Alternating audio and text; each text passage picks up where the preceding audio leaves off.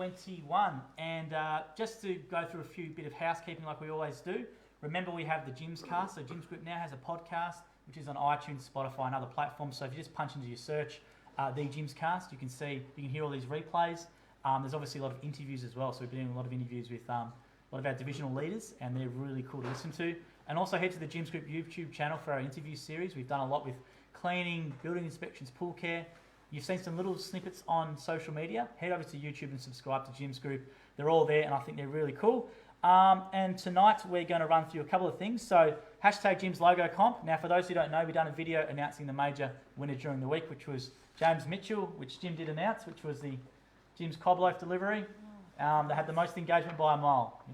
22,000 comments, 1.4 shares, and 1.4,000 shares. That's it, and 5,500 likes or engagement. So we're going to look forward to meeting you, James. I'm sure Jim is. And we announced the 10 runner-ups today. So head to the Facebook page and you'll see a video from national staff here who picked theirs. And Jim announced 3 of his own. Then we're going to do the second lot of videos as well. I recommend you watch today's one and hang around to the end to watch a guy called Yadin from Jim's Insurance regarding his selection. It was quite funny. And thanks to everyone who used that. And you can still use that on jims.net. The logo generator is there. Have some fun with that. And tonight, make sure you hang around to the end because Jim's going to tell another joke. So you've got now probably a little bit to think of one. So it was an awesome joke last week. Jim did a German accent and everything, and even went to Scottish accent. So make sure you hang around. And I'll get right into it tonight with our special guest is Nicole Wood, who is a regional franchisor and does some franchisee training. And Nicole has 2 regions, which is Jim's Cleaning Melbourne Bayside and Gippsland as well. Yep. And you started as a franchisee. And we wanted you to have you on because we think you've got a very unique story. You obviously didn't have the best start, but I'll let you maybe introduce yourself to everyone and tell. All right. Yeah. Well, I didn't have probably what you'd say the best start. One of the worst starts I can imagine. It really wasn't good. So maybe to give a little bit of my background, I came from a corporate environment and I was working in a large organisation, and I wanted really to get into something that gave me a little bit more time with my kids, and I wanted it to be something that was a little bit creative.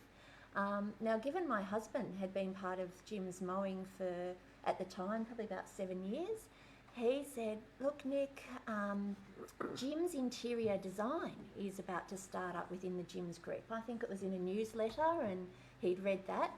And he'd been talking to his franchisor. And as my husband David did, he was speaking to his franchisor at 6 a.m.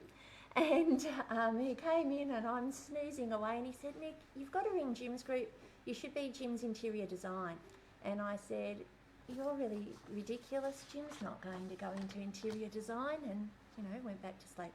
But anyway, Jim's was going into interior design. I did actually become the first Jim's interior design franchisee, and about 6 weeks into that, I was having this thriving business, and I was staging properties for sale and unstaging them, and I parked my very big van on Sydney Road, Brunswick, and I decided to run across the tram line, and I actually fell and broke my pelvis in 2 places.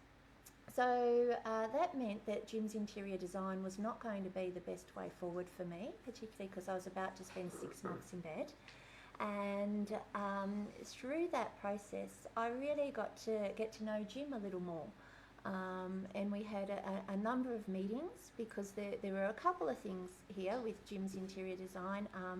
The business wasn't going to suit me, but the actual business model wasn't probably quite right from the beginning. Well, we had 4 franchisees, including you. Yeah. None of them were making money. That was it's a new division. We were trying it out.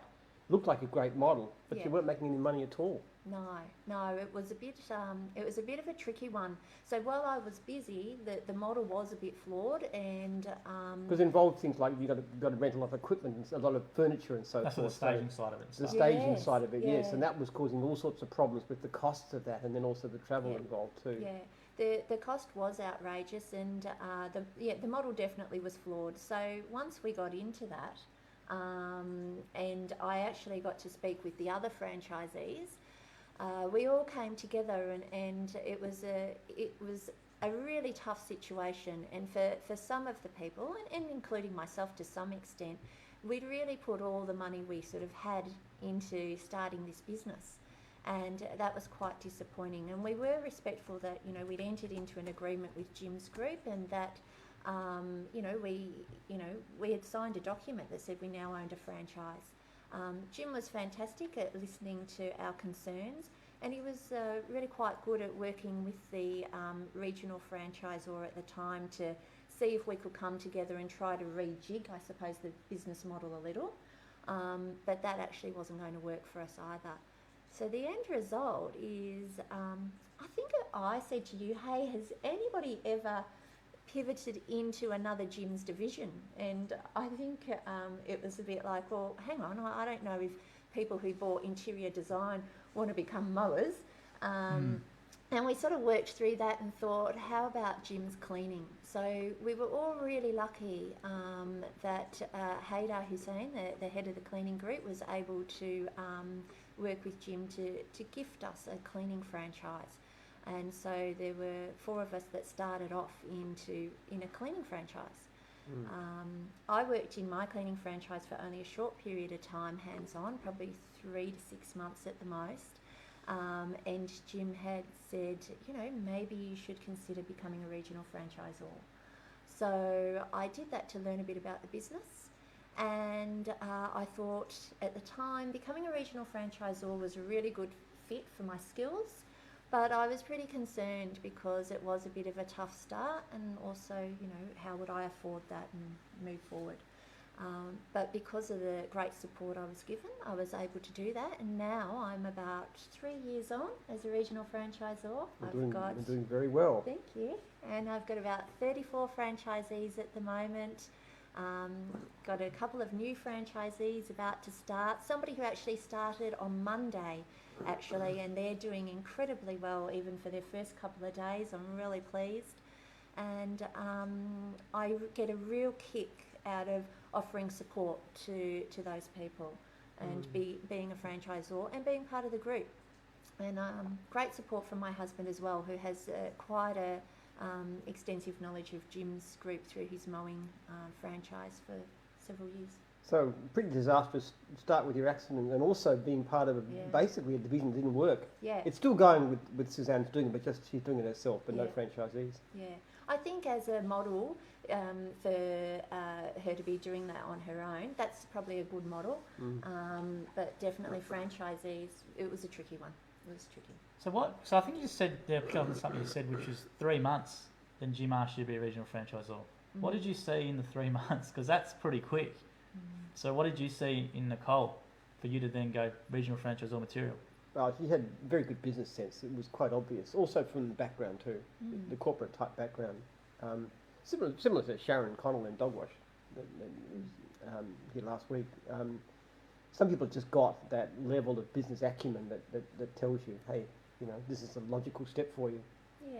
Yeah, I think it was a great opportunity because for me, I really like coaching and mentoring people.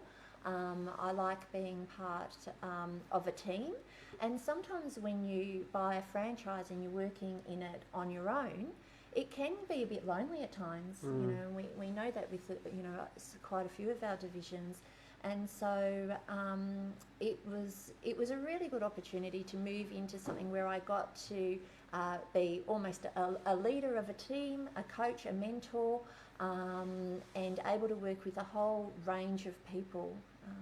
So that was good. Yeah, that's what I enjoyed. I'd like most. to know you a bit through the whole process of the failure of the division too, and the kind of things that you were saying too were good. You had a very good sense of what was going on and what needed to be done. So it was good. And now you do the franchisee training as well. Yeah. So maybe you want to tell a little bit about that training session you take, which is in the 3-day generic course. Obviously, everyone from regardless of whatever they're doing, they do the 3-day generic component. Yeah. Do you maybe want to tell about a bit that session you take there? Yeah, sure. So now I train mainly business operations in the national training group, and that really appeals to me because one of the things I'm quite passionate about is that I felt that when I started to look into gyms and look into the interior design business, I don't feel that I was given enough information, and I was trying to get more and more information, but there wasn't a lot, I suppose, made available at the time. So one of the things that I really bring home to the trainees is that it's important to really know what you're getting into.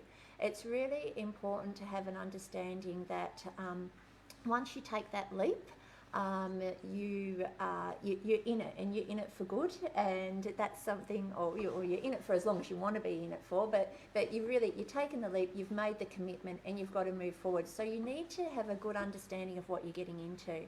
And one of the things that a lot of our people don't do, and I'm quite surprised by it, I'm sure you are as well, is that when I ask people how many people have written a business plan, out of a room of about 80 people, maybe 10 people have written a business plan.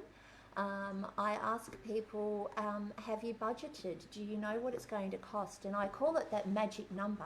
What is your magic number? And again, the answer is very similar. Maybe 10 people know what their magic number is. And so I think, unlike previous trainers, I actually do get the whiteboard out, and I go through a real life experience of a couple of franchisees who came to me on one occasion and said, you know what, we work really hard, we get to the end of the month and we're struggling to pay our fees because this week our franchising fees are higher than what we've earned. And I really come back in and say, well, hang on a minute, I know that the previous week you earned this amount of money and then you earned this amount, and when you add it up, they actually have had a fabulous month of earning.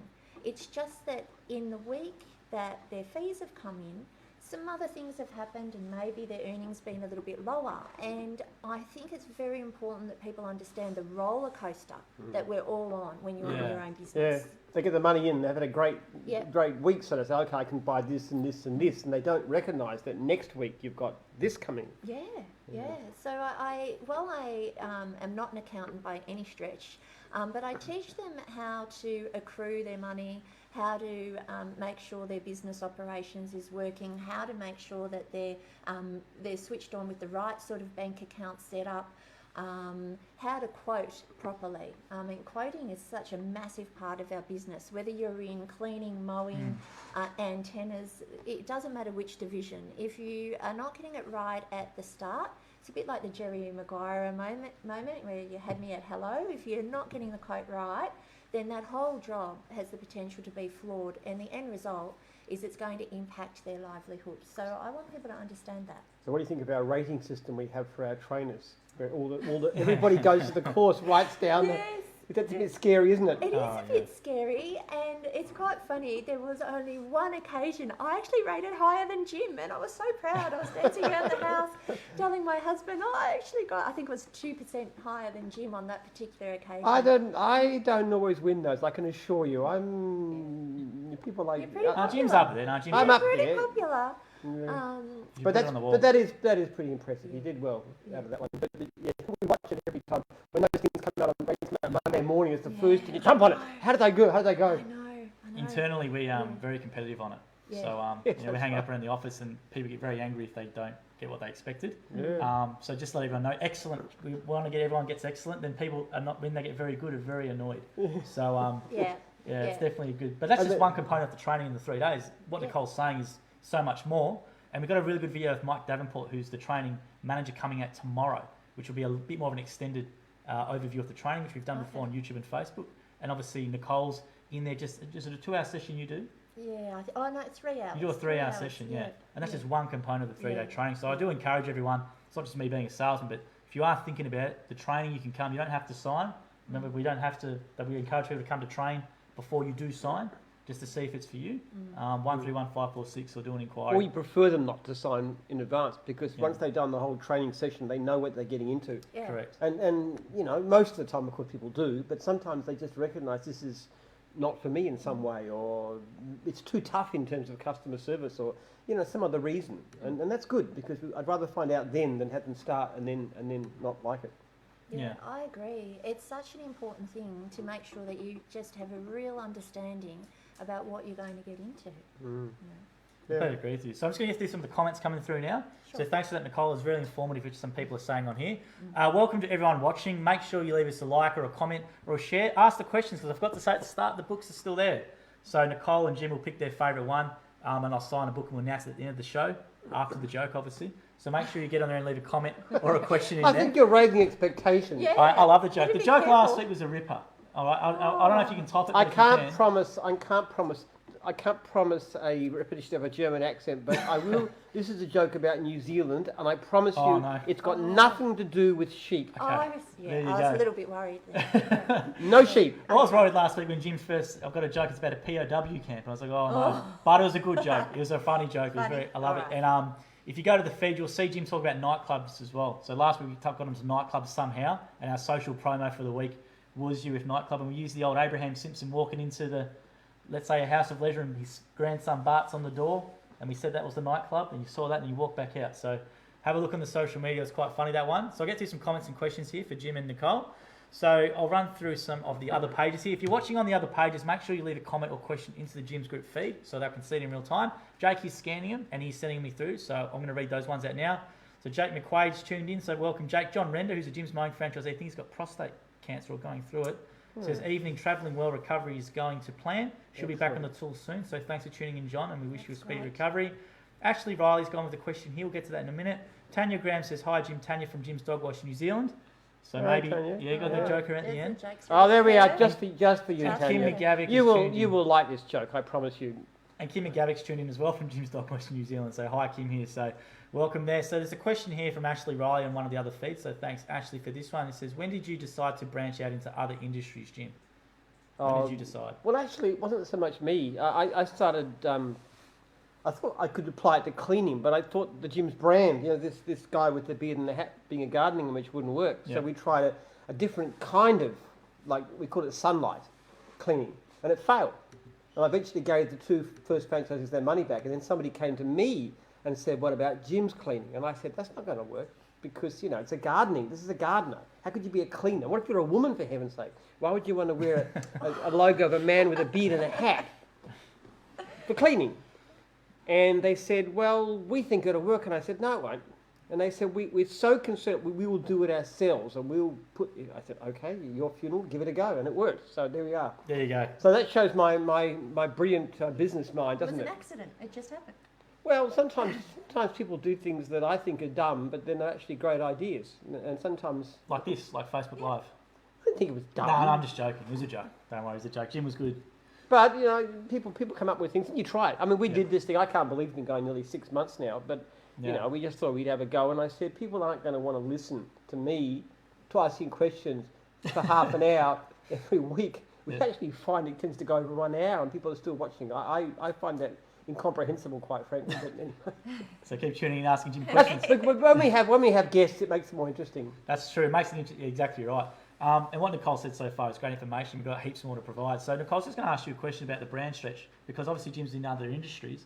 So when you came and said Jim's Interior Designs, how did that work in your head with the brand stretch, and how would Jim's apply to that? And Well, what were you thinking, like your thoughts around it? I've got to admit, my first impression was, no way, Yeah. Jim's Interior Design, and probably just as you've said, this guy with this beard and what have you, really, can that translate to Jim's Interior Design? But in the short time that I was in it, it translated very well, because what Jim says to people is that they're going to be provided with a quality service or a quality product. And so even I probably did 20 jobs. Within those 20 jobs, people were more than happy to take on board what I had to say, because it was a trusted brand. The public likes the brand. We didn't have a shortage of customers. The problem we had was the franchisee model. Yeah. Our franchisees weren't Yeah. making money, and that was Yeah. because of the cost of the furniture and everything associated with it. But the public was happy with Jim's Yeah, Interior they Design. were. Yeah. And they're still going. Suzanne is still doing it, and Yeah. she's still getting plenty of business. Yeah. It's just the franchisees weren't making money, and that's the fundamental of gyms. If your franchisees don't make money, you've got nothing. It doesn't matter how good your product is. And I think the Jim's brand has a permission to brand stretch. Some brands try and throw their head in, and everyone goes, well, what Jim next? But the only negativity I ever see, obviously because I do all the social stuff, is from people within that actually industry who are the ones who tend to comment. So you might see something like Jim's Construction who's coming up, and the only people who comment negatively are builders. Yeah. You know what I mean? It's not anyone from the public. So the brand stretch, I think Jim's as a brand has a permission to brand stretch because of all the 30 years of trust and those millions of jobs that have been done to a high level over the years. Oh, absolutely. Gives us permission to do that. So I just wanted to get your thoughts on that. It was quite interesting what you said then. So I'll get into some of these ones here. So thanks everyone for tuning in. Leave your questions or comments and we'll get to as many as you can. It's a good night to do it, so chuck it in there. James Mitchell, who was the winner, says, hi, Jim. So thanks, Jim. We're going to look and meet you. Ashley We look forward to meeting you, James. I understand that you did want to meet with me before, so, well... He did. The story about it is I remember he direct messaged your page and said, I really want to meet Jim, and he's in Perth, and it's like, well, if you're ever over here, you can come in or whatever. And he's like, we said there's a logo comp, so the first prize is meeting Jim. And including all expenses, all the travel Yes. and the accommodation Fantastic. and meals and everything else. So I look Yeah. forward to speaking to you. You've got the right first name too. You've got to shorten it a little bit. James, Jim. I was going to say, we can call you Jim. And grow a Mitchell. beard, of It's a course. little formal. So I'll get through some of the comments here coming on the feed. So Jaden Hackett's left a question. I'll get to that in a minute, Jack. Jaden. Sal John's tuned in again. Hi, Sal. Jeannie's tuned in. Lance Bennesman is tuned in. Jaden Hackett says she is awesome. Definitely very informative. Thanks for that. About you, Nicole. You says thanks for the books last week, Jim. So you won 2 because he left those 2 very targeted questions. He's been watching a few previous ones. People have an idea what I like. Yes. So any science or history questions? Science or history, anything not to do with business. Well, I don't mind asking questions about business, but Yeah. I get a lot of that. So. Any science or history, so jump on there and put science and history, even some TV stuff. Obviously, Jim likes Ricky Gervais and likes some TV shows, put that in there, and for Nicole as well. Make sure you put some questions for Nicole, because as you've seen, Nicole's very informative and a very smart business person. Phil's tuned in here, so Phil was the Jim's wingman. So the Jim's wingman team are always tuning in. Phil and Darren, just going to run through a few more here. Nellie Irwin's tuned in, hi Jim and team. Dave Schultz has gone in with a nice comprehensive plan. Jim's pub, Jim's wingman, Jim's nightclub, back to Jim's wingman, then Jim's recovery. It's a good plan. I'm sure we can do all those services which come to you, especially Jim's recovery. And Andrew Turner, I'll get to your question in a minute as well. So I'll go back to the first one. Actually, you know the news division we're going to trial? What is that?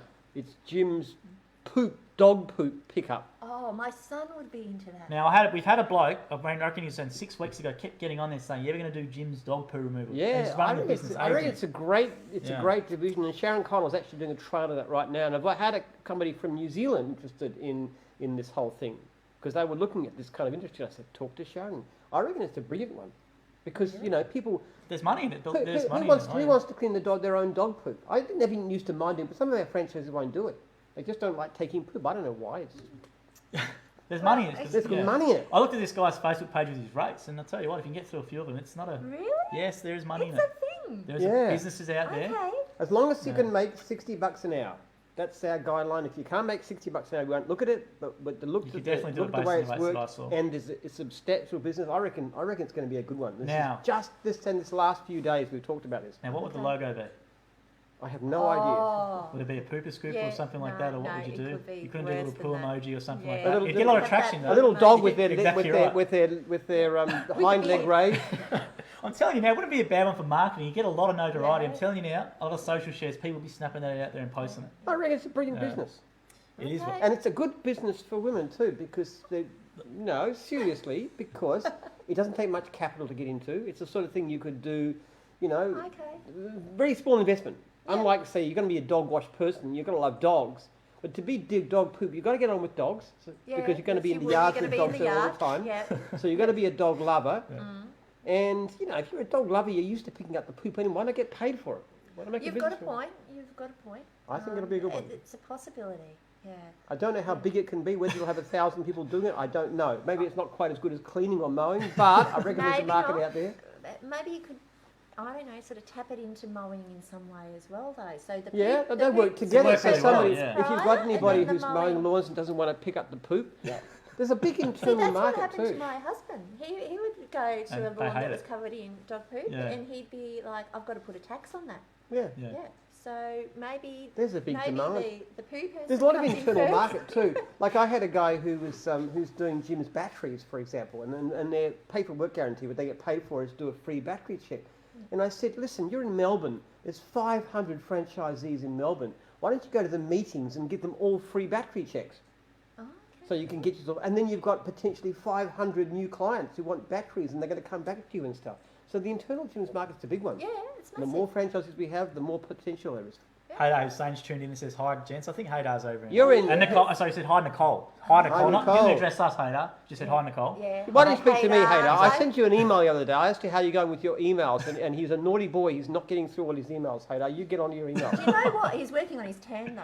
I bet you he's going He's to over come in back Cyprus, with is a he? beautiful Working, tan. he's got this beautiful house He's already got a great team. overlooking the sea in Yeah. Cyprus. There. And you're really missing the Melbourne winter, Haydar. I can tell. You really miss all the rain Very and smart with her, he's told me. and the overcast and the cold and the wind. You're getting here. You miss it. I know you do. Haydar's one of our recent podcasts, so check out the Jim's cast and listen to Haydar and our YouTube. So I'll get through a few comments down here that are coming in. Jared Bywaters, this is a targeted question. I'm going to ask this one to you, Jim. Jared Bywaters has gone, received an email not long ago about the contract with Formatize ending. Is there a particular reason? I personally don't mind it for the invoicing quoting side of the business. Formatize just wouldn't. First of all, a lot of people find it very difficult to use, Jared. I mean, some people love it. There's a few hundred that are using it, but most people don't. What we got from the mowing guys is that we love Jim's Jobs. They said it's so simple to use. It's got great scheduling. It's a very primitive program. It was all PC based in those days. I said if you could do something like Jim's Jobs, which all the mowing guys love, develop that. And so we actually looked at it and we said, yes, we can do a better job and we can actually develop and make Jim's Jobs into the program, making it compatible so it can move on to different devices and do all kinds of stuff. The other problem with Formatize is they wouldn't do the things we wanted. They promised all kinds of stuff to develop the system and they just weren't doing it. And they weren't giving good support when people had problems and stuff. So we just think it's better to do it ourselves. But you can still use it though, Jared, if he wants to keep using it. Yeah, you can still use it. What'll happen is though, what division's Jared in? Can you say? Can you just maybe put on there what division you're in, Jared, so I can just see it? Yeah. Yeah. What's going to happen is that once we've got Jim's Jobs working for your division, then if you want to keep on using Formatize, you just got to pay them whatever the cost Jared's is. mowing. Mowing, yeah. Look, mowing is going to be Jim's Jobs will be better for mowing, and we'll have a program. We'll take all your information across, and we're just going to make it better and better and better. We're going to give great support, and we're just going to keep on improving it all the time. Put huge investment into making it the best program that could possibly be. I think the problem with the format, like it's a good program if you're a really digitally literate person. Yeah. That's the problem. You really need to go do a real course to understand. Jim's Jobs is very intuitive. Yeah. My husband used Jim's Jobs for many years, and one of the things when we transferred into Formatize, he said the biggest issue he had with it was that every day he liked to print out his schedule. Yeah, And they he like couldn't do they that like on doing their run Formatize. sheets and stuff like that. Yeah. Yeah, and that's And the he thing. would Yeah. print it out so he could give it to the other guys who were working with him, and Correct. he wasn't able And that was to a big do problem. that. But Jim's Yeah. Jobs wasn't mobile. That's the reason he changed, Yeah. because Formatize you can take with you on your mobile phone. Yes. That was the big Yeah. advantage. So that's why he wanted to. But Yeah. the reaction wasn't good from Formatize. The franchisees just didn't like it on the whole. Some of them do, Yeah, especially the more technologically literate ones. But they do. Yes. we can do something far better. And it's just like if you look at a trailer, for example, look at a dog wash trailer. We make the best dog wash trailers in the country because we get constant feedback from our Yeah. franchisees. Every time the franchisee comes back with a problem, they're okay, how can we fix it? Make it easier to clean, easier to use, faster to drain the water. Hundreds and hundreds of, so we keep on, and the same thing with the mowing trailers. Yeah. You will never see any independent contractor driving a VIP trailer, but they like our trailers because they're the best trailers. Well, software is the same. You get constant feedback from franchises all the time. You listen to your people. What do you need? What will make your life the easiest? What's the easiest to learn, the easiest to use, the most features, and we'll give you that. Yeah. And make it better and better and better. So Nellie Irwin's tuned in and said, I love Formatize Jim's book, Keeping Me Out Low. Yeah, look, there is people who... Those who've got like the hang of it Yeah. don't mind it at all. It's just very hard to get people to use it and to learn it in the first place. And I do think we can make it a lot better. And Paul King's gone in much better software, Jim's Jobs, and I know Paul King loves Jim's Jobs and does tutorial videos for his guys. Yeah. But I think the thing is, when Jim's Jobs comes out, the new mobile version, look, it'll just take feedback and that. The problem we have in Jim's, which is this is just to let everyone know, you've got 3,800 people who expect a different user experience. Yeah. That's always a problem. And because Jim takes people's feedback, everyone's very seriously. It makes it hard on the dev team if you've got 3,800 people who want a program to work their way. Okay? Yeah. So when you do send through feedback, that's fine, but please consider that there needs to be a consistency in user experience. What some franchisees do, and they have done it, they might pay $100 a month in subscriptions for around 5 apps, and they'll connect them up with one thing called Zapier. So they might have like a Waze map system, then they've got the Xero, then they've got this for the invoicing side, and they connect them up. and they have their own custom solutions, and those guys are really digitally literate, and Yeah. that's what they do. Whereas you've got some guys who love just being able to print out the run sheet in the morning, and away you go. And the problem with Formatise was that it's a paperless solution. Yes. So it's not good for the guys who love doing the run sheet when they're sick, or can you print out your customers and give them to someone else? So we're hoping that the process that Jim's allowed to put in place for the new Jim's Jobs, which is a really long one, and it's been a considered one, will help everyone. But thanks for that question, Jared, and we love the people commenting about that one. So I'm going to get back to Jaden Hackett's question here, which is the first question on the live feed on the Jim's Grip head office page. Make sure you leave us a like and put comments and questions in there for Jim and Nicole. As you've heard, great business people. I don't need to say any more about Jim's business acumen. So Jaden Hackett's gone, hey Jim, I just finished reading your book and it's awesome. Jaden was one of our prize winners for the books. Oh, yeah, all right. Please leave questions, comments. He's gone, the question I have, what is the biggest challenge you've had to overcome while starting the Jim's Group, and how did you overcome this? Also, what type of support would you recommend a new business owner seek when having difficulties? Cheers, Jim. The biggest challenge I've had to overcome was getting divorced. I'm sorry to say. A stable marriage is the best thing anybody can do, and divorce is the worst thing that can happen to anybody. Emotionally, quite a lot, but also financially. So that's. I think Jaden's a bit younger at that. I think Jaden's a younger fellow, I reckon. So I don't think he's at the marrying stage yet. I don't really know what's my biggest challenge. I mean, I'm not very good at doing a lot of things, actually, Jaden. I mean, this is the strange thing. I was talking to my wife tonight, and in a lot of ways, she's much more capable in business than I am. She just gets in to learn something, and I don't do that very well. I was very good at lawn mowing contractor. I could make a lawn look really good, really fast. And I was very good at turning up on time and all this kind of stuff and digging over a garden bed. But the hardest thing is finding people to help you out, really. That's the learning, finding the right people and learning to recognise the right people. At every stage of business, it's a challenge. Like when you're working by yourself, you can give great service, and that's okay, but then you want to put an offsider in, and that's a challenge, and then you want to put somebody to work independently of you, which I did with my subbies, and that's really hard. A challenge. And then you franchise, and you learn to do that a bit better, and then you realise you need people to help you look after your franchisees, so you've got to put franchisors. Then you've got to have staff at national office. So at every stage, every time you lift to the level from sole operator to employer, to franchisor, to having franchisors, it's always a learning curve. I still make mistakes. I take on people who are very inappropriate. I just don't recognise it. And it takes a long time to figure out. I mean, I've been going in business now since 1982 full time, which is 45 years. And I'm just starting to begin to figure out how to do this thing. But you have the vision. I always had the vision, and I always had the ambition and the drive and the need for better customer service and the need for service to my franchise. I always had the right idea, but making it happen is really hard. Yeah. Well, what type of support? But it's fun. It's fun. I enjoy it. Yeah. So there's the second part for you, Nicole. Also, what type of support would you recommend a new business owner seek when they're having difficulties? Obviously, there's a franchise system, you get a bit more extra support, but it's say just in general. Yeah. Look, I think that it's really important for anybody, whether they're in a franchise or not, to actually be coachable. So I think it's really important that you find somebody who is a mentor for you, who's able to impart their previous experiences onto you, who's somebody who, is a solution provider in a way. So sometimes when I speak to my franchisees, it's not that they don't actually know the answer, it's that they don't know they know the answer. So just having a conversation with somebody for 15 minutes, you can get to the end of it and they're completely aware of what they need to do now, and you actually really haven't told them what to do, you've just brought it out of them. And I think that's really important for anybody when they want to grow and start their own business, is to just have somebody they can use as that sounding board. And be prepared to listen. Because the biggest problem we have, the single most common reason people fail is because they don't take advice. Yeah. They'll do the wrong thing, and you'll say, you need to change this. No, you're wrong.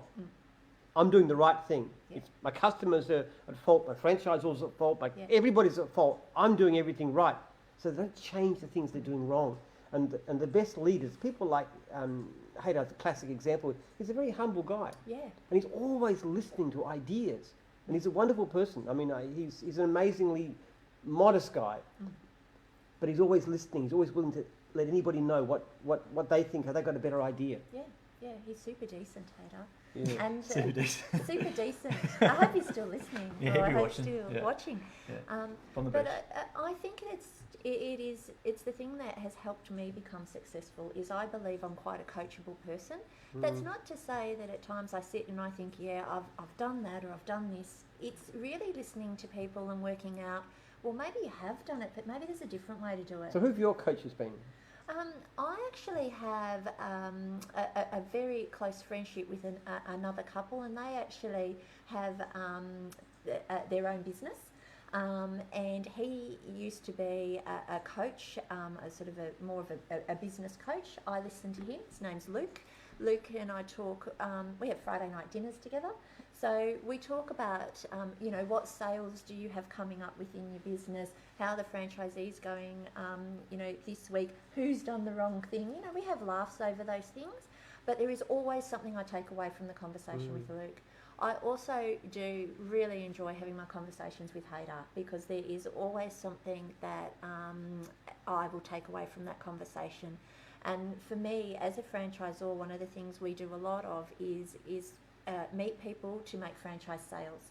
And I had a bit of a flat spot with my franchise sales, and Hader said to me, "You're doing that. You're not selling because you feel this way." And I thought, that's rubbish. That's not at all what's happening. But when I went away and I thought about it, I think it was what was happening. He'd hit the nail on the head, but I couldn't see that because I was too close to it. So Hader's definitely been great, and our friends Luke and Jane, we speak with them a lot. And then in general, my husband, as much as I don't always admit it, sort of knows what he's talking about. He's a very good franchisee, actually. He could be a franchisor himself, David. Yeah. What you're both saying is consistent from when we do the interviews as well with Brett and Hader and Ali. It's the same thing. Is there's no ego. There's always learning. What does Jim have to listen to someone like me for, or whatever? Like he's I this ask him successful. that all the time. You know what I mean? So that's the mindset that seems to be consistent. I learn a with all lot. successful I learn a people. lot. I mean, franchisees are telling me things. One of the reasons I want franchisees to contact me, and I'm always giving out my email address, jim@jims.net, in case everyone doesn't have it, is because I get some great ideas. Now, most of the time people are trying to tell me to do things like slacking off on customer service, which isn't going to work.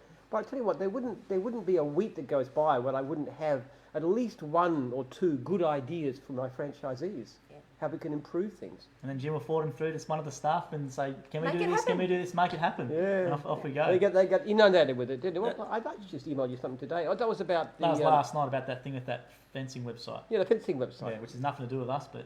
But I know, but I didn't know, but I didn't even Yeah, know. you wanted to get I didn't the know who answer. did it, but Yeah, this person was saying that the fencing website they weren't able to put a review, a customer review on the fencing website. Correct. So I spoke to Joel, and he's find out who's in charge of that, Yeah. and they're going to fix it. That's just last night. Yeah, and that happens all the time. But it's good. It's a good thing. And Hader says thanks for the comments. So we're going to have Hader and Ali back on. I'm going to do when we do the live on the franchisees. We've got a couple of guests coming on. We've got Ben and Hader and Ali. I reckon we're going to have it on again as a couple of would be good. So Hader was good too because actually we got the best watching audience we've ever had because he got everybody he knows, and Hader knows everybody. That's correct. So I'll get through a few of the comments here. So Jared Bywaters has gone here back with the Jim's Job stuff. He's gone, been using Jim's Jobs recently for the scheduling side. I like it. Yeah, mobile based would be great. Yes, it's going to be mobile based, Jared. So look Very out for soon. that. Great feedback. Wade Adams gone here. I've been an excavator operator for 6 years and I like the concept of Jim's Diggers. How would one delve into such a franchise? Best thing to do is call 131546 or enter inquiry on the Jim's Diggers website. Come to the training though. I encourage you to come to the training if you're thinking about it and you're not sure. There's no real obligation that. Come along. I tell people to come to training even if they're not specifically interested in a particular business. Just come along for business training. It's one of the best business training you can possibly do. Our 3 days, and it's very economical. There's no commitment. Come on and learn about business, learn all about trade secrets, and then go off in competition to us. Which is what happened. I remember we had this, one of the videos on the Success in Business series. It did happen, but I must say, people who do that usually become a franchisee or franchisor because they recognise what we do as being good. But still, we don't have any secrets. So welcome to everyone watching now. There's 50 people, which is great. So make sure you ask Nicole or Jim a question. There's books on offer. So and Jim's joke around. Hang at the end. That's our main site. That's our main site. So on the Jim's group head office, leave them in there so I can see them. If you're on the other pages, got Jake in the corner scanning them, and we are trying to read them out. So I'll get through a few of the questions left here as well. I'll go through some comments first. So let me just go down here. Jaden Hackett's gone, Jim's poo could work with Jim's cleaning. David Schultz is going, I reckon myself, Darren and Phil could love to come and meet Jim. People from the public always ask us, can we come and just get a photo with Jim? I don't know. Yeah. You open to that? Well, if you're ever in Melbourne, give us an email. Yeah, just drop by. But you know, Drop by. everybody has photos at the end of training with Jim. So We do Yes, every it's true. third week we do Facebook live with a live audience. Correct. in Public our are welcome. conference centre. So you're welcome to come along and just be part of the audience. If you want to put $25 in, you can actually share in the dinner and we can have a meal together. That's it. So Josh here. Josh is one of our cleaning franchisors in Tassie. So hi, Josh has gone, I like the Jimbo. I haven't used Jim's jobs. Maybe I like it. Hi, Nicole. So hi, Josh. Yeah, Jimbo was our first attempt to do our own program, Yes. but it was Yeah. just really wasn't popular. It's a funny thing about it. Every time we do something, people come back and say, but Jim's Jobs is so good. They love Jim's Jobs. And every time we tried something else, they said, no, Jim's Jobs. And eventually, okay, Jim's Jobs, that's the So now program we we'll want. Let's focus make on that with all these other benefits. So Dave Schultz has gone, you think there should be another contest to meet the great Jim? Yeah, we're definitely going to do another contest. I think the Jim's logo comp was a big success, and Jim would love to have people come and meet him for that. So we will run another contest. Give us some ideas. Put them in the comments there. What should we do for our next contest? And we'll try and play around with that. We're definitely going to do something else this year. The fun thing is people who've never met me have this great awe of me. Those who know me pretty well say, oh, Jim, oh. The That comment guy. I always say to you, because you always say, I'm surprised people find me interesting or whatever to keep watching this. I say, well, I don't find you interesting anymore, but people outside the group. No, there's an I icon. find you boring too, Oh, no, Joel. So exactly the feeling is completely mutual. But no, it's great. So people, if you ever want to come meet Jim, you obviously come to the training. You can get a photo and stuff with Jim, and the Jim's live every Wednesday at the Comment Centre. Third Wednesday, sorry. Usually every third Wednesday, but training's actually on. Correct. we've got 5 weeks between training sessions this time. Which You is can a come pain. to that, and we had a member from the public who came to the last one. Yeah. Who was interested in Jim's dog wash, and I'm thinking he's going ahead. So welcome to him. Hopefully he's watching. Member Well, of the public. that was his idea. We His never idea. thought about it. No. But actually, what we are No. looking at doing is if anybody's from any regional centre, we're actually looking at taking this whole thing this Wednesday out to somewhere like, say, Bendigo or Geelong or somewhere like that, or Dandenong or whatever, and running a session, live Q&A session on the premises. We just bring the camera with us. So Yeah. if anybody's got any local connections with the Chamber of Commerce, we'll come and do it, no cost. Yeah, if you're franchisees in the area or Zors and stuff, I recommend you can come out there and ask Jim. It's a good little venture if you get some advice. The live ones are good, actually. The live audience is good. Yeah, well, it's real. You can't hide. So if you do have a curly question, you can answer it, and there's no real duck in it. So I don't duck anything. No, but Jim No, never he ducks doesn't anything. duck it. That's completely honest because there's nothing here. The only thing is a note for the start, and there's nothing here, so there's no pre-scripted. So Susan Fordham's gone here. Do you have an info pack that you're able to mail out to me about all the different gyms ventures you have? We generally have them per division. Yeah. So whatever you're interested in, do an inquiry on their website or 131546. Yeah. Narrow it down Narrow a it bit. down, yeah. And just look at gyms.net, www.gyms.net. Look at the divisions that most interest you. Think of what you'd like to do. The people often Passion. ask us Yeah. which division makes the most money. Correct. That's the wrong question. What do you enjoy doing? See, I like gardening. So mowing was obvious for me. Yeah. I Yeah. probably would guess that Yeah. Nicole would be more of a cleaner type person. Yeah, I actually quite enjoy it. And it's funny because my friends initially stirred me up a little, saying, really, why would you want to, get into cleaning? But there's the cleaning component, but I actually enjoy just making people happy. And I think you really enjoyed that at the beginning. Yeah, I do when too. you started your business. Well, Sharon said the same thing last Yeah. week. She said that people looked at her, and she'd been like a hospital administrator. Said, "Why would you go out and be a cleaner? It's like it's going downhill." But it's not actually, because the income you make is pretty comparable, but the lifestyle is better. And of course, the opportunities to become a franchisor or to employ people are so much greater. And what you said is very interesting because you're right. People get that question, how much when one makes the most money. But what you said is everyone who the interview series is great to watch because they say exactly what you just said then. It's always, I like seeing people succeed. I like making people happy. And if that's doing trees or if that's doing antennas or if that's doing or cleaning. building a fence. Exactly what right. it is. And that's exactly the Yeah. mindset that people who are successful have. It's not the money, it's that they relate it to something else. People have this idea that being success in the modern world, you've got to develop some advanced technology. Correct. In actual fact, typically people who become successful are more like us. Yeah. People who've gone out and done a service business of some kind and been successful at it because it's much easier to start. I mean, how many people are going to start, Apple in their garage? It happens once, or Google, or something like that. I mean, that's the vision, but it's not real for most of us. We're not going to be the next Steve Jobs. Well, but we can be great at what we do, and we can build on that. And there isn't an upper limit. Well, the concern I see with my age is because obviously my age people are always on social, and you have a lot of these people who are running ads saying, make money while you sleep on all these passive income drop shipping businesses and all that sort of stuff, and people get sucked in. But the reality of it is, Jim's exactly right. Your chances of hitting on a tech startup or having a successful start and scale commerce business online, like it's a dream for everyone, but reality is it's statistically probably not going to happen. Yeah. Whereas you've got all these opportunities here, 180,000 unserviced leads across a range of things where you can come in from day one and actually build yourself up to what you did in a very relatively short amount of time. How long was it? Yeah. So when I actually started as a franchisee, based on the hours I wanted to work, my business was where I wanted it to be within a 6-week period. Now that's probably a little bit beyond what the norm is, but in 3 months or so, you can really have what I call a bulletproof business. Would you share what you were turning over after 6 weeks? After 6 weeks, I worked, because I wanted to pick kids up from school, I worked school hours, so 9 till 3, and I was earning between $1,500 and $1,700 a week. So I actually was only working around 24, 25 hours a week. Wow. And I was really pleased with that. My husband was the same. When he purchased Jim's Mowing many years ago, now 9 or 10 years ago, I remember saying to him, oh gee, I hope you earn $1,000 a week. And in his first week, he earned $2,000 or just under it, and pretty much consistently $2,000 and above every week after that. It was never a problem.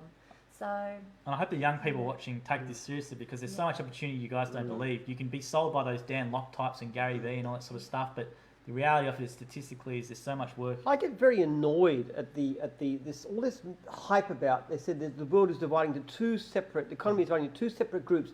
You've got your people who've got your skills and your advanced degrees and your tech skills and stuff, and they're going up like this, and everybody else is working at $20 an hour. Well, actual fact, what we do, which is the service industry, is bang in the middle of that. Yeah. Middle to upper level of that. Most of our franchisees would earn at least above average income, and many of them would earn a lot more than the average income. A lot more. Yeah. And it's their own business, and they're flexible, and they can pick up their kids from school and stuff, which is a big thing, which I do too, actually. I drive my kids to school in the morning, and I often pick them up and drive them around and stuff. I couldn't do that in a normal job if I was working in the city for 60 hours a week. No, you can't. And it's the reason I really got into Jim's Group in the first instance, because my role within the corporate role I was in took me travelling 1 or 2 days a week. I might be in Sydney. Once a month I was travelling to Singapore for a week out of the month. And I had young kids, and I just wanted to be available. I missed them. Yeah. So that's I encourage anyone who's young or thinking of the edge and going that, just give it a go, because there's so much work there, and there's so many, like, it's not just doing sales. It's not. It's you hear it from first hand. That's why I love having Nicole and Franchisors and Z's on, because you can hear it from them first hand, and it's all legit. We're actually responsible for quite a few kids too, because one of the things that happens is that somebody goes out and they make a great business mowing lawns, and their wife says, well, I can quit my job now, and I can just help you as a backup and so forth. They start having a family. I've seen that happen many times. Yeah, it's a great. And then when the kids are a bit older, it's compatible. You can be home with your kids, and you can still make decent living. I know one dog wash franchisee, and it's a franchisee, but it's a couple. The wife actually does it during the school hours, and the husband does it other times. After. So they actually share it. So they're running the trailers like 60 hours a week, so it's a great business. But they're able to look after their kids and do everything they want to with them, and have that. Also the tax advantages and everything else. So it's a great opportunity. It works perfectly. Yeah. So I'll get into some comments and questions that are coming through here. So thanks everyone for leaving a lot of comments and questions. It's great. Keep doing it, because we'll get some books at the end. So Alan Yuan's gone here, go Jim's Cleaning. Yes, go Jim's Cleaning. Susan Fordham's gone, I love cooking and animals, if that narrows it down. Animals is Jim's Dog Wash. Or maybe Jim's Poop Delivery. When that starts up, yeah. Cooking we can't help you with. Yeah. There's no Jim's version Yeah, of there's, Uber. there's sort of mobile food van which we're giving a try. Mobile at. catering, actually, there's mobile catering. Mobile There's catering? Jim's Mobile Catering, yes. Up in Queensland, there's Jim's Mobile Catering. Really? But Yes. it's Queensland, isn't it? Yes, there is. There's a Jim's Mobile Catering franchise. I think it's just started. started, Yeah. just trialing. So there you are. So Michelle Canunzen's gone, if you work hard, you'll be rewarded. That's our motto. That's exactly right. And Yep. Christopher Allen's gone, how much is a coffee mug? I think they're a limited run, but we do have some merch on the site. If you go to gyms.net and there's Jim's Apparel, there is some t-shirts and some hats for sale. We haven't pushed it too much. And we're going to get a spread shop up eventually where you can buy stuff. So I'm going to go through some comments on the other feed here. So that was via the other ones. On the Gyms Group one here, I'll just go and find a couple of questions which came through. Sharon De Leon, who's a cleaning, works with Bill. Hi Jim, what do you value more in business, passion or integrity? That's a question. That's like asking which do I prefer, my right leg or my left. Yeah. I like them both, thank you very much. And I don't think, I think if you lack integrity, I don't want to have anything to do with you for a start. Look, if I had to choose, I'd say I'd rather have somebody with integrity and not a lot of passion, because you can still have a decent business. But if you've got no integrity, then you're just a rip-off person. And that really, really makes me upset. So what about you, Nicole? Look, I think I will agree with Jim. It is important to have some integrity around everything that you're doing. Passion is always good though, because without the passion creates drive, and all of that sort of flows through. All those good words we like to use: dedication, passion, some people drive. live very. When you think of it, they have quite successful franchises where they actually, it's just a way of making a living. They go out there and they clean and they mow lawns, and they're not really interested in improving what they do, but they're making a comfortable, $1,800, $2,000 a week, and there's no passion for the business. It's just a great. It's just a lifestyle. Yeah. I guess I'm okay with that in a way.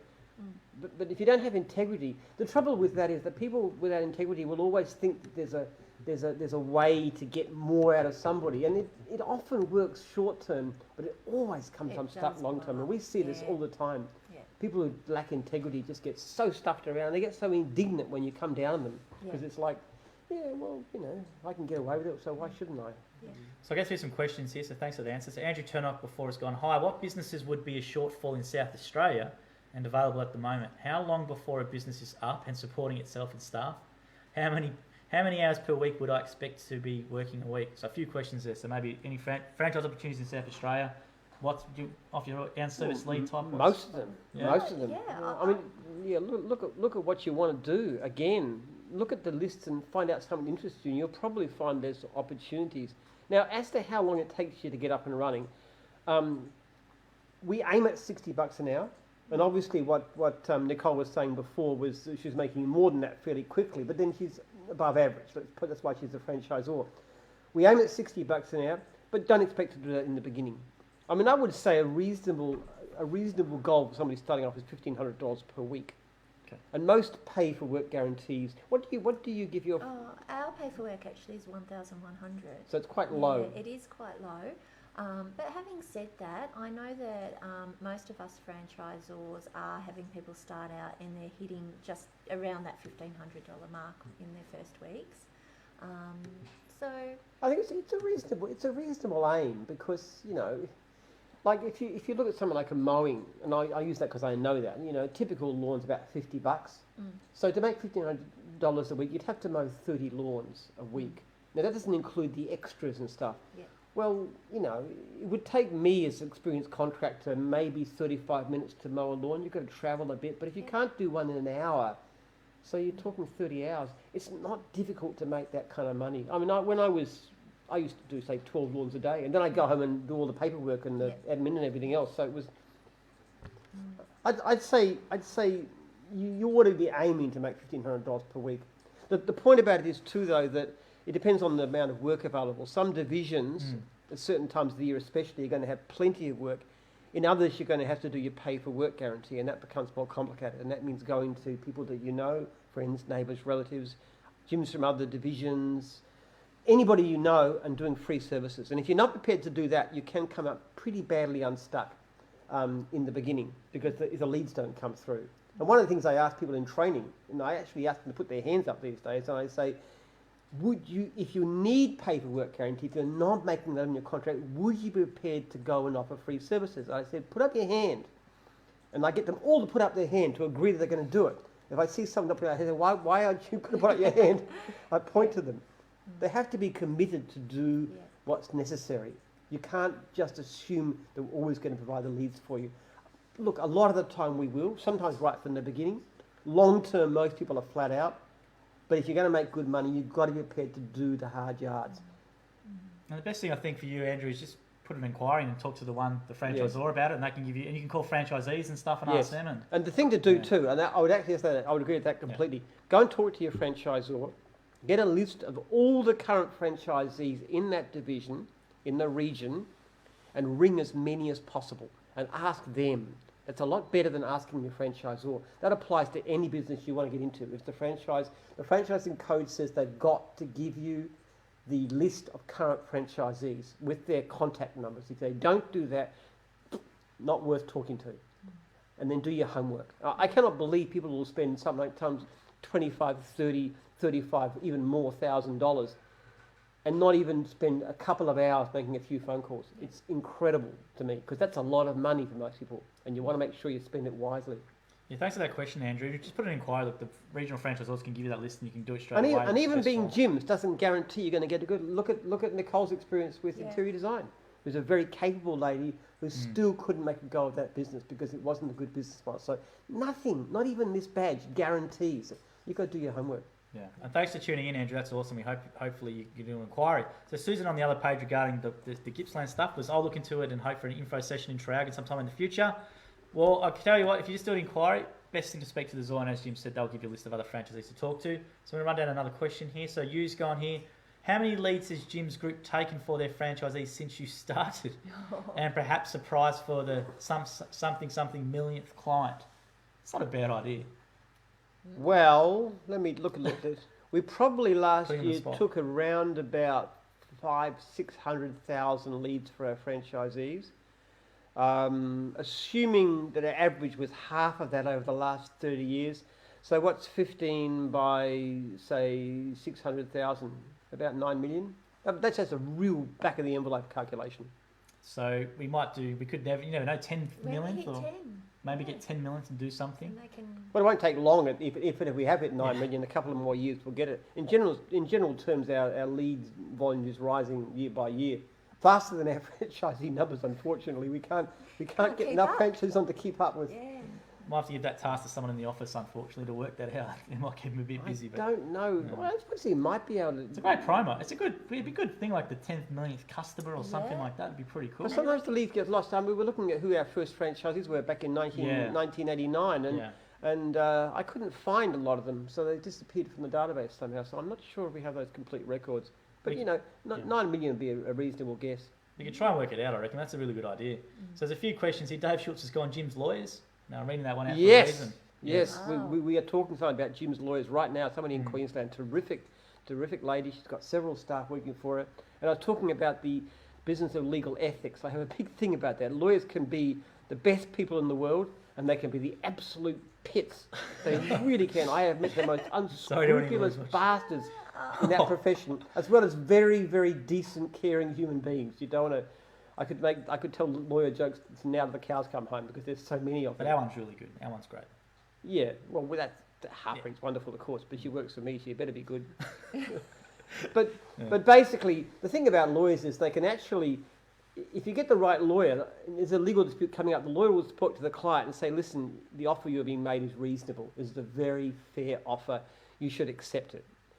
And that settles the thing very quickly. And then you get some unscrupulous so-and-so who basically says, I can see the money coming in. And then they pick up this huge amount of money, like this poor sod who went to try and get their money back from a franchise and sued the franchisor and me, even though I'd previously said to them, I'll support you. They said, no, we'll sue Jim.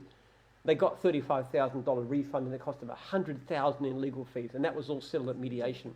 And that lawyer was just an unscrupulous ratbag. And I feel sorry for that. I was stunned when I heard what they'd spent on legal issues. It was just unconscionable. A prey on emotion. How can someone like that sleep at night? Yeah. Now, in my mind, the great thing about Jim's Legal is that we would make absolutely sure that we deal ethically with people so that when people have had a legal experience, they can actually put down a rating and say this person was in our best interest.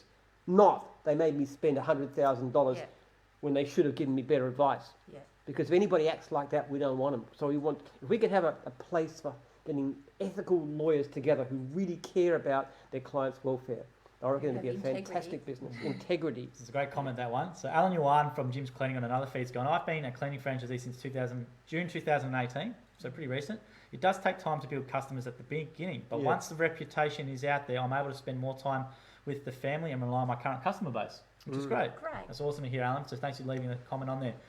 You's gone here again. I reckon Jim's Facebook live stream from Bali would be good.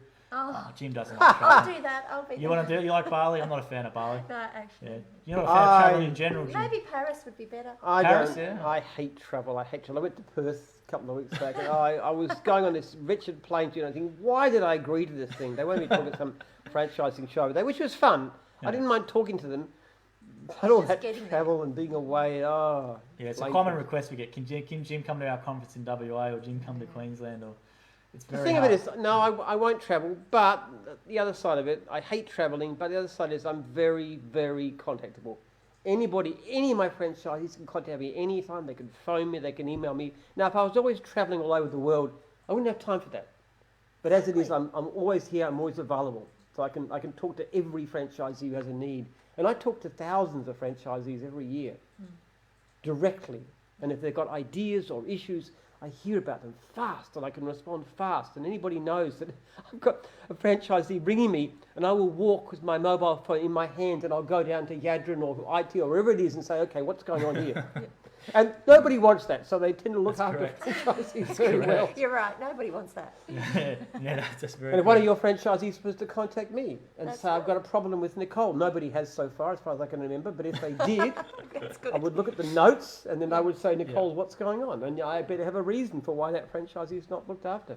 Well, Nicole, where's your favourite travel destination? We had actual, sorry, can I just say this? For it. No, I'll just give an example of this. We had a case just recently where a franchisee wanted to get out of the system. They weren't doing too well, and they said there'd been some problems with the way their contract was done.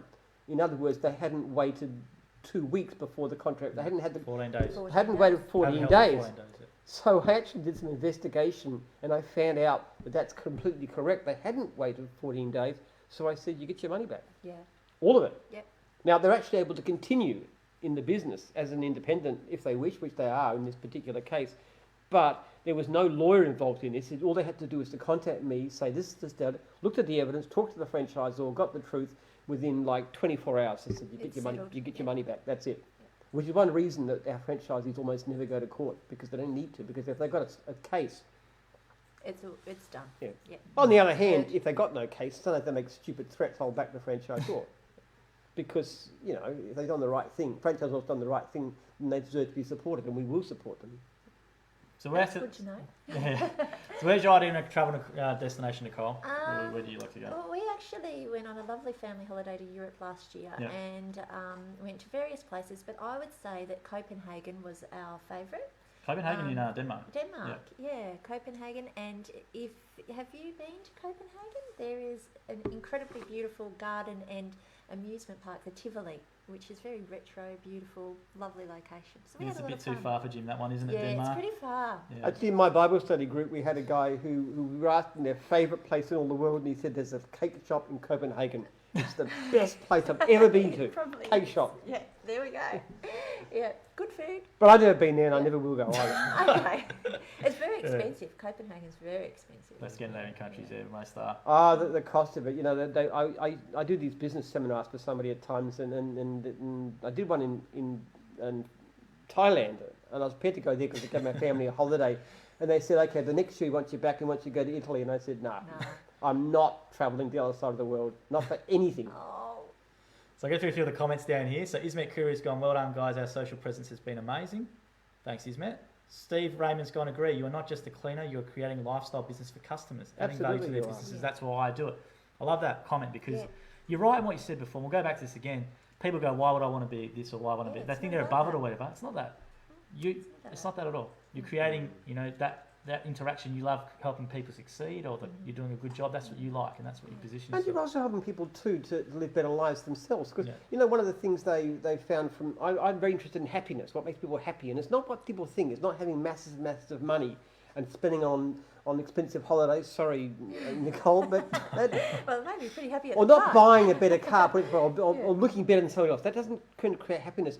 But experiences make you happy. Yeah. So in actual fact, if you've got somebody looking after some of the basic work like the cleaning and the mowing, it means when you've got time, you spend it with your family and you have outings and you can go out and dinner with them and you can do things that are really fun. And that's what gives people a great lifestyle. So what we do is not only create a great lifestyle for our franchisees, but also for our clients too. Yeah.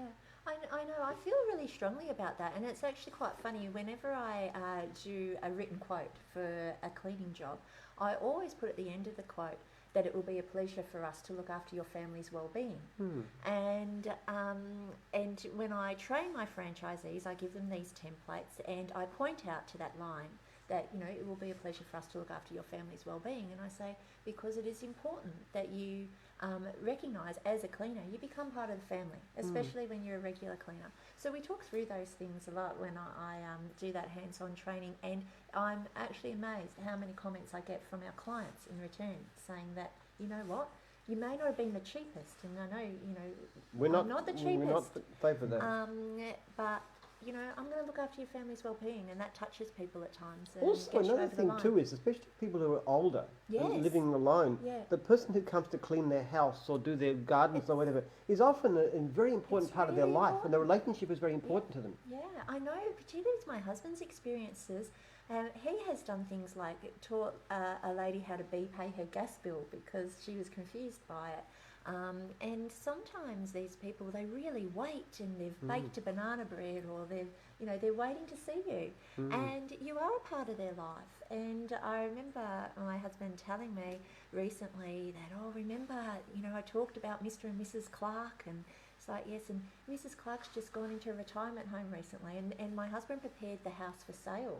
And, I'm sure he probably could have made 3 times the amount of money out of preparing that house for sale, but it was an emotional thing for him because he'd looked after that house for so many years. I have very fond memories of my time mowing lawns too. My customers became your friends, and I used to, this lady I used to always spend some time with, and she'd give me some tea and some biscuits and stuff, and you talked about her childhood, and she knew Bob Menzies when he was a young man just starting out, this kind of thing, and other experiences, the people who taught me about business too. I got a lot from my clients. Yeah. I learned a lot from them. Yeah, if you watch Jim's Ethos, there's a couple of stories about clients as well in that, and that's on the YouTube channel for 2 hours, which is a great session, which is at training. So head on there and watch that. So I'm going to run through a few comments here. Phil's gone Jim's Electricians. We do have Jim's Electrical. We do. Good bunch of blokes. Someone's gone, need to get Jim's Bank running here. Yeah. We've tried that. Yeah, Jim's Bank, Jim Coin. Now, this one's a good comment because I know, so his name is Paloizoy. Sorry if I mispronounced your name. He goes, hi, I'm very excited to be part of the Jim's family. Just started our 8 weeks training in fencing. He jumped on the live feed probably, I reckon, 6 weeks ago or whatever and asked about fencing. We said, well, I think it was before that, and said, put an inquiry in. So now he's coming and doing fencing. Great. Wow. So it's great. And thanks for letting us know. Andrew Turnock said, thanks for that answer, which is great. Dave Schultz has gone, where else is it? Jim's Fishing Charters, there's a few suggestions of Jim's divisions on here. John Ideem is tuned again, so I think John Ideem is in cleaning.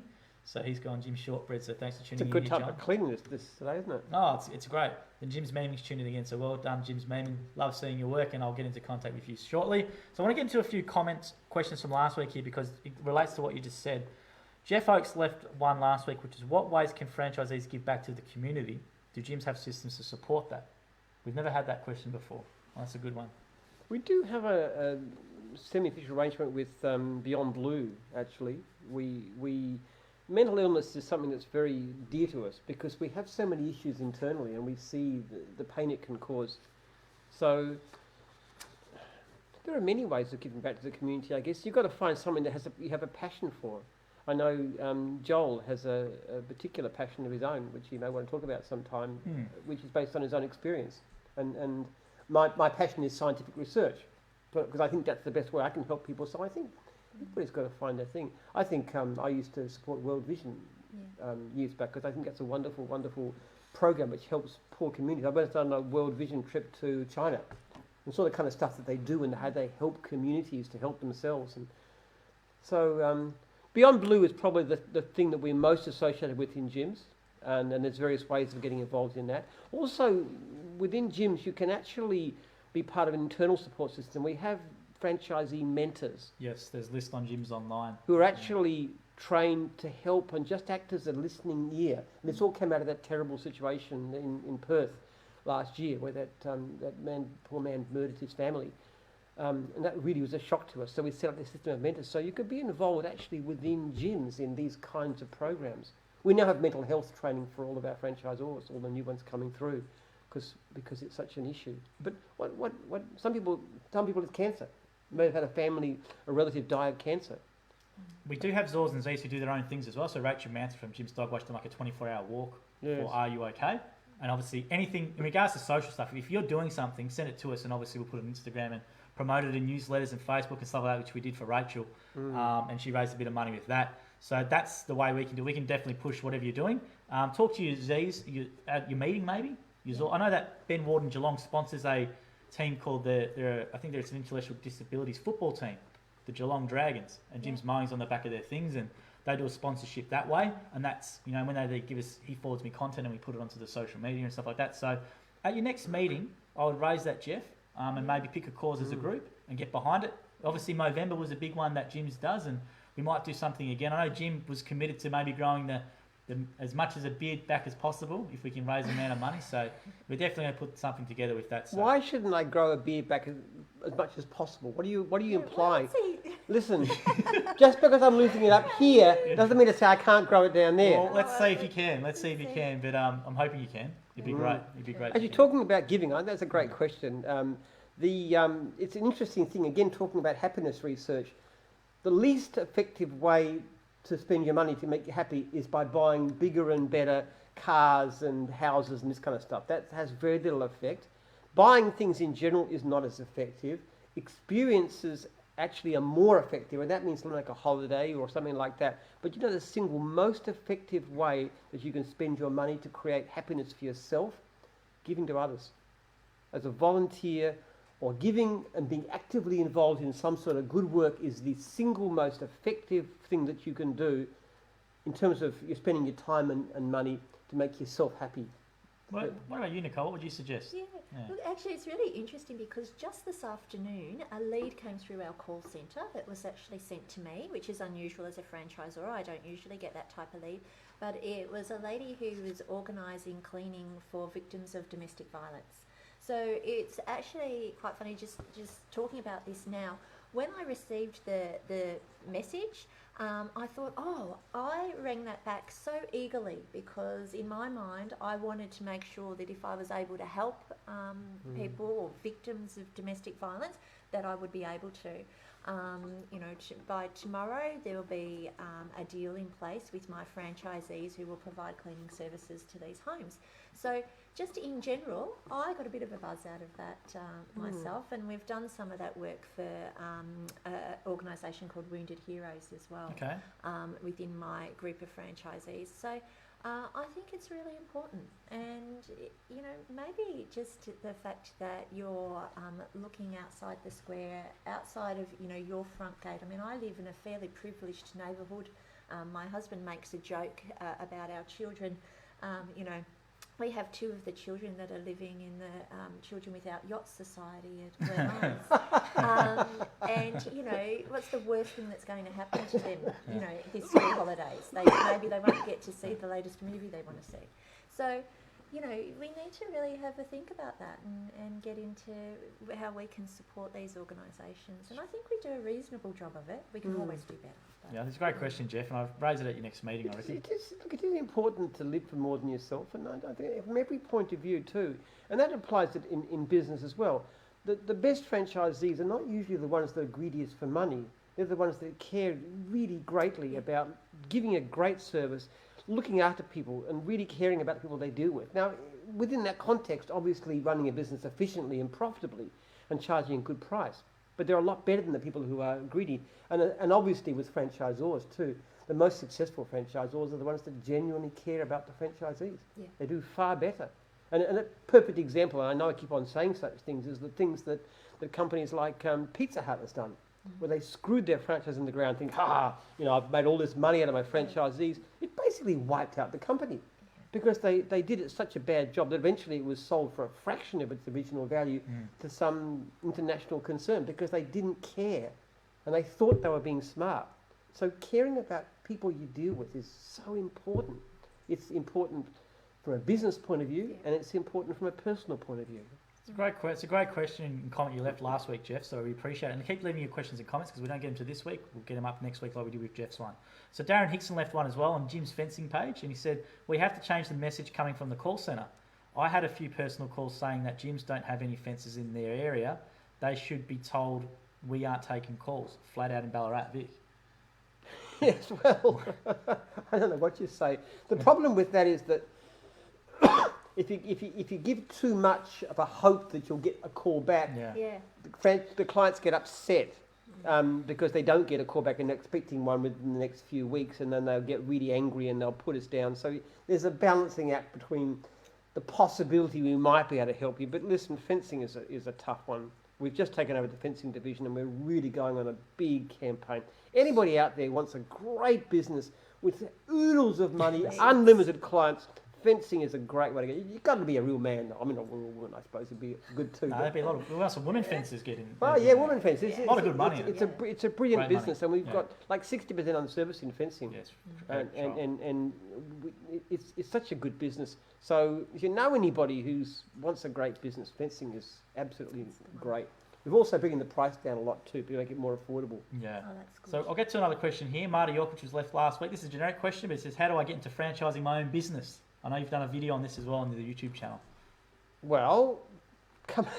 It's a very open one, but No, I'm serious. Why don't you come and do our training course? Seriously. to learn how to do it. Yeah, I don't mind. You contact me. I'll book you into it.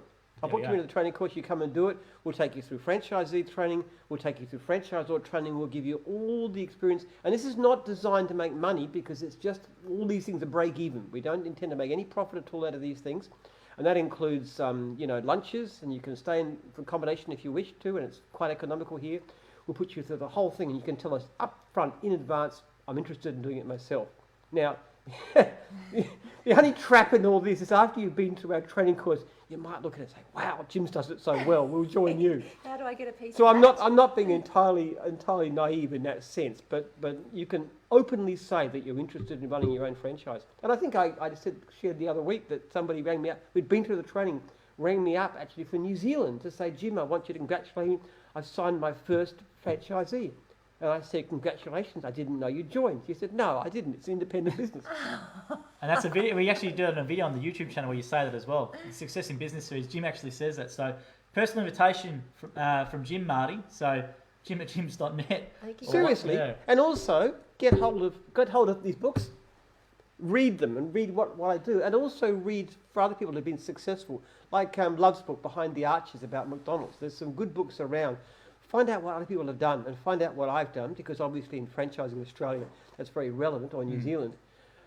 But training course, it only costs you, I don't know, what does a training cost? About $1,500? Yeah, depending on where that's to do the franchising and the franchisor training, probably about $1,500, plus if you need to stay at accommodation, it's a bit more, but it's not expensive. So it's an incredibly good investment. Yeah. It's a great practical business training session about franchising. You get to hear from Jim and Nicole. So come along, and Marty. Nicole. And come along, Marty. So Paul is the guy who's doing the fencing one, goes, no, I want all the leads. Fencing has got 60% unserviced at the moment, so... You want all the leads. Why don't you take them? When he starts this, you'll be flat out. So I know. Every time somebody comes to fencing training, I say, look, how many workers are you going to put on? Put on as many as possible. It's very embarrassing to us to lose so many leads. It really is a problem, because it's not good. Because if you ring up fencing and you can't get a job done, and next time you want your gardens done or your cleaning done, you say, oh, I won't try gyms because I tried them before and couldn't get through. So it's a real big negative. It's a massive detriment, the unserviced leads. And obviously franchisors might use unserviced leads as a selling tool, but it's not a good thing, because obviously that customer will never... We haven't got a system around, I don't know if I discussed this before, but we call Gyms Plus. People who can't afford a franchise can just pay us $5,000 and we'll give them leads and training and all kinds of stuff. Just get started business for yourself. We'll actually make that possible. And that's because of the unserviced lead. That's what hurts because, us so much. Because we've got 180,000 unserviced leads a year, so we'd rather give it to somebody. We're already giving out about 15% of our unserviced leads already to people who are independents, basically our competitors, and they pay us, and we're going to use that money to get more work for our own franchisees. So anyone worrying about lead generation stuff, don't worry about it. Obviously they do want you not to rely on leads solely, because obviously you get there, but there is plenty of leads depending. Well, it depends on on the division. It depends on the time of the exactly year. Right. But fencing is one division that Fencing. We could have. How many fences do you reckon we could have? we could double it, and we still could hardly put a dent in the work that's come through. Honestly. So there we go. So Jim's joke now. Let's get into Jim's. Actually, do you want to do the book first, or do you want to do which one, or the joke first? Which one would you prefer to do? Oh, we'll talk about the book. All right. So let's do the book award. So Jeff Oakes. you're like Jeff. I knew you were going to pick Jeff. So I love your story. All right. I don't know, Jeff. Have you got this book?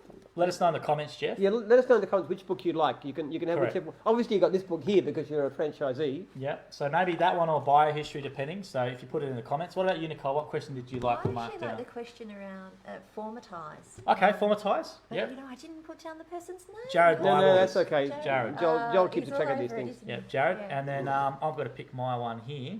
So the one I liked was the Jim's lawyer's comment because I liked that then what it made Jim go into. And the irony is I did law at university, so but I agree with everything he said. We forgive you. Yeah, But do exactly. you have integrity? Oh, I hope so. He has I'm integrity. speaking He for- I does have think he integrity. does. I don't think anybody who works for me any length of time lacks integrity, or he'd I don't pretty think quickly so. come out of it. That's true. Yeah. Actually, Jim hires on character. When you look for character, as you can see. Much more than experience. Correct. Joel had no relevant experience at all, but he's got great character. I had a little, That's a little. that's all. A little bit. Yeah. No, but Jim's right. He hires on character. And if you read that in the book, you'll see what Jim looks for in employees if you ever want to come work for Jim. So thanks for those comments. Now let's do Jim's joke. Yeah. So I don't think you're building up the expectations of my jokes. They're not that funny. All right. they are very funny. I had no idea about last week. You got German accents. Okay, you got all right. Scottish accents. This is a story about the creation of the world. Okay, and I think it's very important people understand what happened, how the world came into being, and it came about because there was a bargain between God and Satan about how countries were to be, and the agreement they made was that God would go first and say anything he liked about a country, and then Satan could come in and couldn't disagree, but could have anything else. So they started off. They said, okay, Japan. And God said, all right, Japan's going to be a great country. It's a beautiful, beautiful country with lots and lots of beautiful mountains and bays and foreshores and stuff. And the people are going to be so hardworking and polite that they'll be incredibly prosperous and law-abiding. And Satan said, all right, all of that, but there's going to be so many mountains and so much sea, there's hardly going to be any flat land at all. And the people are going to be so polite and respectful and law-abiding, they're not going to have any fun in life. So God said, all right, Africa, I will not make the same mistake again. Africa, we're going to have lots and lots and lots and lots of flat land. And the people are going to be just so happy. They'll be dancing and singing and enjoying themselves all the time. And Satan says, right, okay, all of that, but half the land's going to be jungle and the rest's going to be desert. And the people are going to be so busy laughing and dancing and singing that they're going to have plague and they're going to have famine and they're going to have disease and all terrible things happening. God said, all right, New Zealand will not make the same mistake again. New Zealand, it's going to be a great country. It's going to have beautiful mountains and oceans, but lots of fertile flat land as well. No deserts, no jungles whatsoever. And the people will be, law-abiding and hard-working and so forth, but they're also going to be relaxed and they're going to really, really enjoy life as well. He said, Satan, beat that. Satan said, easy. Wait till you see their neighbours. There you go. So Jim at the start said it was going to be about New Zealand, so hopefully you stayed in for that. No sheep. No, No there was a sheep. no No, sheep there were joke. no No, sheep. there's nothing like that. And I like it. It was a good one. It was different than last week. So when we're in next week again, we'll do another Jim's joke. So what we'll do is thank you for joining us, Nicole. That's okay. I appreciate you hanging around and doing this. I know it's not going to be easy for everyone, but I think you've done really great, and people have appreciated the advice and the expertise you've sort of shared with them regarding your business knowledge. And obviously you're the franchisor for Bayside and for Gippsland, Yes. and you obviously do training. So Yep. if you are ever thinking about if you're in those areas and interested in Jim's cleaning, Nicole is your business coach. So basically put an inquiry in. And obviously thanks to Jim for hanging around. Remember, we do have a podcast, so the Jim's Cast, which is available now. And also our new content on YouTube is always going up. We're doing content daily. We'll announce the remaining 10 runner-ups in the logo comp tomorrow as well via Facebook. And make sure you tune in again next Wednesday at 7 o'clock to see another Jim's joke. But also we'll have another guest on as well. I don't know who yet. I think you're making too much of these jokes. I love them, Jim, because we can cut them up for social and they're great. So they are good jokes. People will be wrong. Yeah, people are rolling around Exactly their right. lounge rooms now. Exactly right. So, but even stuff like we find out little bits every week about the nightclubs and all that sort of stuff. So make sure you tune in again to learn some more stuff about Jim. We'll announce the guests as well next week. I don't know who exactly yet, but I've made a couple of requests and hopefully he comes on. He's a big divisional in the group if he comes on the 101. So hopefully we can see him there. But tune in again next week from 7 o'clock. We thank you for your interaction and have a good night. All right. Thanks. See you later.